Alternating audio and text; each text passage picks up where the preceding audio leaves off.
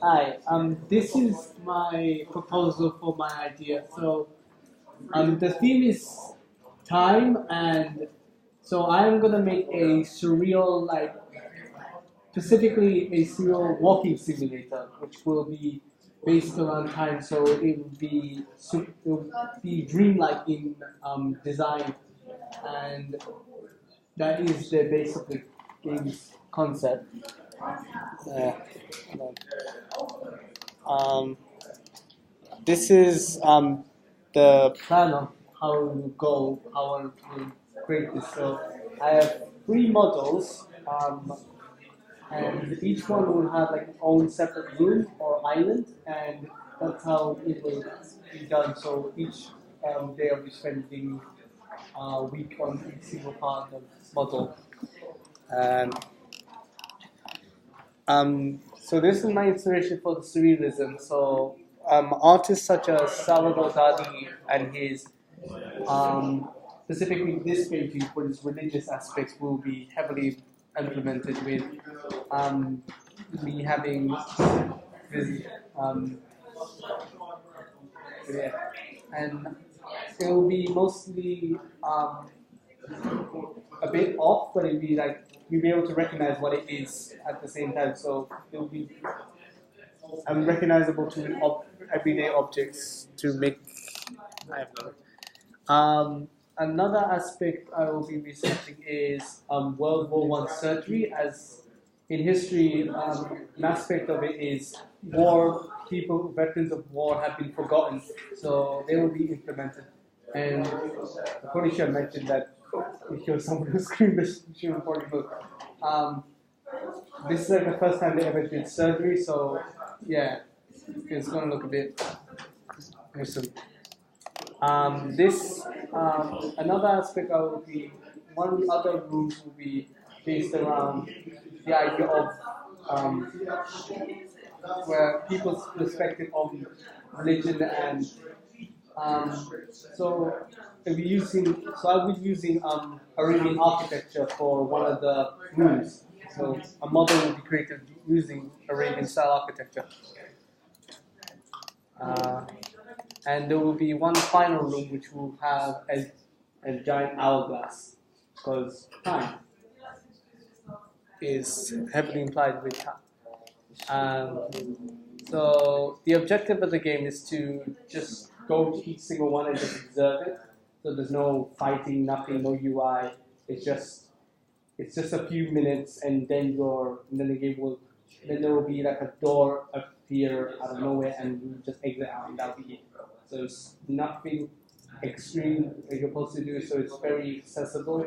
But I will aim the audience to a very higher because these types of games aren't meant for children because they won't enjoy these type of games. They like fun, they like excitement. And it's mostly will be complying to people who are like in their 20s who are like going through life and experiencing what it is that like, and you would contemplate things such as the children, the death and aspects like the children and things like that. So it will be very much a something that they will be able to relate to. These are my control schemes. I've done this in Photoshop, so it will be controller specific, so that's why it's done in the style of PlayStation template.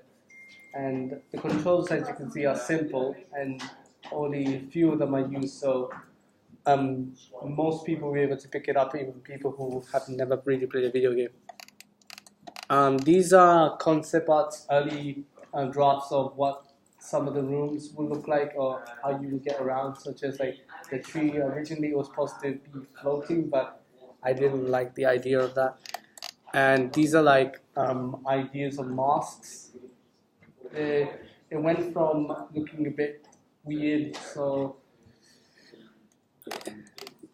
some of the early drafts, and I'm also planning on making a giant model of a hand, which, well, humans is supposed to be about. This is an early draft of the black box, which is also supposed to comply to religion, and probably the early drafts of what this Arabian design look.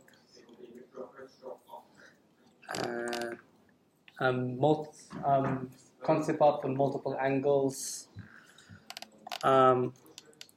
This is one of the final ideas for what the tree would look like.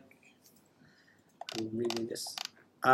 Some mock-up designs for potential ideas for what the master synthesis certainly has a side effect of probably permanently deforming people. And other angles. What else? So all this. And finally, my strengths and weaknesses.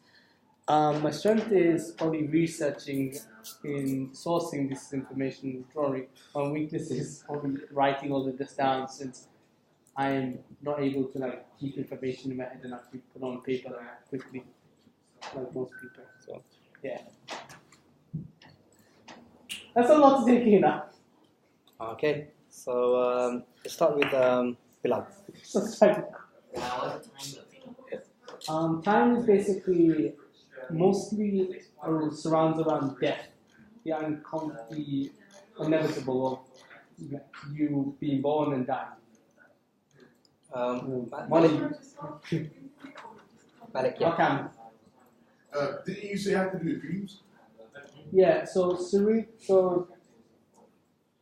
I'm very much, my favorite archetype is surrealism, as it's one of my two favorite archetypes. So, and I've always wanted to, and surrealist art is not very much heavily seen in video games. It's like, it's seen sometimes, but it's always done like a very, very low. It's done like a really weak version of it. So you always see like people, buildings floating in midair. It's nothing like taken to extreme levels where it actually looks almost nightmarish or bizarre. Yeah. And last one, Cameron. Why have you decided to make a game without any plots? A